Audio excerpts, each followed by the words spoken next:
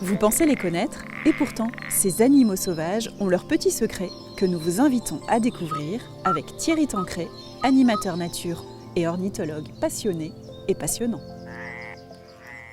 Ch'tite bête, le podcast du département du Nord qui vous emmène au cœur de nos espaces naturels à la rencontre des animaux sauvages. Pour ce nouvel épisode d'été, aujourd'hui avec Thierry, nous respirons les embruns de la mer du Nord. Sur l'estran, ces bancs de sable qui sont couverts et recouverts par la marée, nous sommes au bord de la réserve naturelle de la Dune Marchand pour écouter un oiseau dont le cri se mêle au bruit des vagues. Un oiseau franchouillard que vous connaissez tous, qui prend sa place et qui aide aussi ses congénères, vous verrez. La mouette rieuse. Bonjour Thierry. Bonjour Perrine, heureux de t'accueillir sur ce milieu magnifique. C'est incroyable, la mer du Nord est vraiment magnifique. Donc aujourd'hui tu vas nous parler d'un animal que l'on trouve dans le Nord et un peu partout en France, qui vit sa vie en prenant bien sa place dans les airs et dans l'espace sonore aussi. La mouette rieuse. Tout à fait, tout le monde la connaît, cette fameuse mouette. Alors ici on est quand même au cœur du Dunkerquois, on est sur Suide-Côte, cette magnifique commune qui accueille la réserve nationale du Marchand. On est au cœur d'un endroit où chaque année il y a le concours du chant de mouette, tu le connais? Ben oui, pour le carnaval. C'est vraiment extraordinaire, des personnes imitent le chant de mouette, c'est celui qui imite le mieux le chant de mouette qui gagne un prix et sont tous déguisés en mouette. Alors Thierry, tu t'es un petit peu entraîné, tu participes l'année prochaine au concours de cris. Oui, alors ça je ne l'ai pas avoué, je participe au cri donc... Magnifique. Parce que la mouette rieuse, tu ne peux pas passer à côté. Elle est très Elle populaire. est sans arrêt en train de communiquer. Et effectivement, on dirait des sortes de railleries, tu vois, des rires, c'est pour ça rieuse. Tout le monde les associe à la mer. Et finalement, la mouette, c'est pas finalement un oiseau si marin que ça. D'accord. Elle passe pas inaperçue, c'est sûr. Et alors pourquoi on la trouve en mer, mais alors on la trouve aussi dans les terres?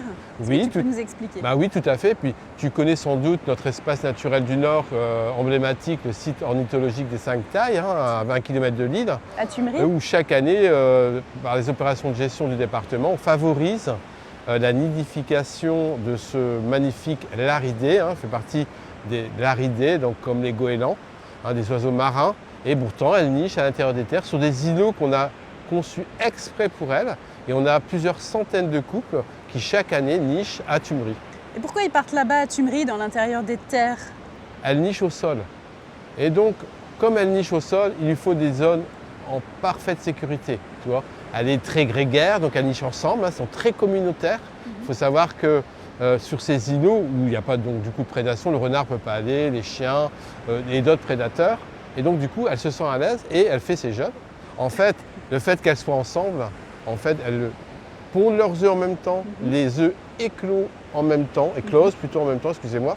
Les jeunes grandissent en même temps. C'est une sorte de grosse pouponnière où les centaines de mouettes rieuses nourrissent les jeunes en même temps. D'accord. Donc si un prédateur arrive, par exemple un busard, un épervier, un autre prédateur qui voudrait éventuellement manger un petit poussin, elles décollent tous ensemble, ça fait un vacarme assourdissant. Et en plus, elles fiantent sur le prédateur et elles lui donnent des coups de bec. Ah ouais, ne se laisse pas faire. Je peux te dire que le futur ou le prétendant prédateur ne reste pas là longtemps. D'accord. Il se sauve immédiatement, donc c'est une arme absolue. D'accord. Mais ce qui est rigolo, c'est que d'autres oiseaux en profitent, notamment à Tumeries, notre fameux grèbe à cou noir, qui est vraiment l'oiseau emblématique du site. Je vous invite à aller le voir d'ailleurs si vous avez l'occasion. Et qui lui, très intelligemment, niche autour de l'îlot, autour de la colline mouette rieuse en même temps. D'accord. Il est complètement protégé parce que s'il y a des ennuis, les mouettes rieuses vont venir le protéger aussi. Donc c'est un oiseau qui ne se laisse pas faire.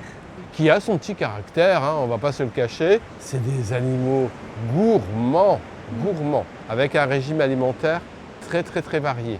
Elles vont se nourrir sur l'estran, de micro-invertébrés, de petits poissons, de mollusques, de toutes sortes de vers, de vases aussi. Elles vont trouver ça en abondance, voire même de petits cadavres de poissons à la surface. Alors qu'à l'intérieur des terres, par exemple, si tu vois un agriculteur qui laboure son champ, elles vont être derrière, elles vont manger des lombrics. Et par exemple, en été, s'il fait chaud, elles sont aussi capables de capturer des insectes en vol. D'accord. Il suffit de les regarder, elles ont vraiment des ailes très très pointues, des ailes faites pour aller vite, aller loin. Donc elles sont parfaitement capable de voler en pleine tempête au-dessus de la mer, Oui. mais en même temps, tu vois, de chalouper comme ça dans le ciel et manger des insectes. Elle va se nourrir aussi, malheureusement, pas que de poissons, tu le savais, hein. Elle se nourrit de déchets, de tout ce que laisse l'homme. Donc, c'est un oiseau opportuniste. D'accord. Ce qui fait aussi sa force, hein. Donc elle est capable d'avoir un régime alimentaire très différent. Est-ce que c'est un oiseau qui migre? C'est très complexe. Par exemple, des oiseaux qui nichent sur la Baltique vont avoir tendance à faire une migration partielle, donc vont descendre sur notre département. Des mouettes qui sont nées à Tubry, bizarrement, eh ben, elles vont aller à Marseille ou elles vont aller en Camargue. D'accord. Tu vois, donc c'est ce qu'on appelle une migration partielle. Donc elles vont descendre un peu. Donc oui, elles peuvent migrer et facilement, hein. Par reprise de bagues, hein, parce qu'elles sont parfois baguées au nid. On a su par exemple qu'une mouette, en 2 jours de temps, avait rejoint la Belgique à Marseille. Donc tu vois, elle est conçue pour un vol rapide. Donc il n'y a pas de problème. Oui, elle peut migrer sur de longues distances. Et quand elle migre avec une forme qui fait ressembler aussi à la migration des oies sauvages. D'accord. Tu vois laquelle? Elle se place en V? C'est tout à fait ça. En fait, c'est ce qu'on appelle les chevrons. Et tu sais pourquoi elles volent en chevron? C'est aérodynamique? Elles profitent de l'aérodynamisme, du battement des ailes de leur voisine. Bon, et elles changent, hein. La mouette qui est en tête, c'est elle qui prend tout en fait, hein.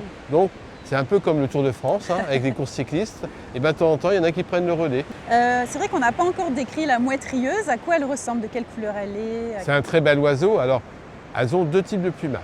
Donc l'été, elles ont un beau capuchon, on va dire, moi je dis toujours chocolat, hein, c'est pas noir du tout, c'est vraiment chocolat, qui recouvre complètement la tête, avec un bec pas complètement rouge, on va dire plutôt carmin, et alors, des ailes donc complètement grises quand elle a les ailes fermées, mais quand elle a les ailes ouvertes, elle a une sorte de grand V blanc sur le bord des ailes, qui est très caractéristique de la mouette rieuse.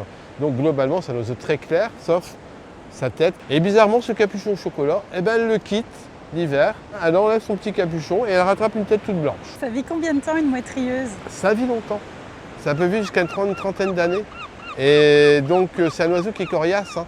On a 1 ou 2 jeunes par an et il n'y a pas une très grosse reproduction, donc tout ça, ça vient s'équilibrer. Et elle peut être aussi sujet à du parasitisme. Un parasitisme d'autres oiseaux. Ici, on voit passer un goéland. Ah oui. Donc les goélands ou les labs, hein, ça ressemble à des goélands, peuvent poursuivre les mouettes pour les faire régurgiter des poissons qu'elles ont attrapés. D'accord. Donc elles vont les poursuivre jusqu'à temps que la mouette régurgite. Donc elles peuvent être aussi sujets à différentes maladies, malheureusement la grippe aviaire qui a sévi l'année dernière sur la côte. Bon Thierry, pour terminer cet épisode sur une petite note d'humour, est-ce que tu aurais une anecdote à nous raconter sur la mouette rieuse? Ah bah oui, Monsieur Mouette a une technique pour attirer ma mouette qui est tout à fait marrante. En général, quand il niche, les couples sont formés, mais pas toujours. Donc on a des célibataires. Et donc ces fameux célibataires se mettent devant la colonie, gonflent le plumage, ils ouvrent les ailes et crient pendant des heures et des heures jusqu'à temps d'attirer ma mouette. Comme un pan? Voilà, ils font les beaux. Alors ça marche, hein, ça marche. Au bout d'un certain temps, il y a ma mouette qui arrive. Et là, ils vont s'échanger des petites offrandes. Ils vont des petits poissons, autre chose. Et puis le couple va se former et c'est reparti. Eh bien merci Thierry. Avec grand plaisir, Perrine. Merci Olivier pour l'enregistrement. Merci Olivier, oui. Chers auditeurs, partez vous aussi dans les espaces naturels du Nord. Prenez le temps d'observer, d'écouter la nature qui parle. Peut-être apercevrez-vous un animal sauvage au détour d'un chemin. Avec ce que vous savez maintenant, vous ne les regarderez plus de la même manière.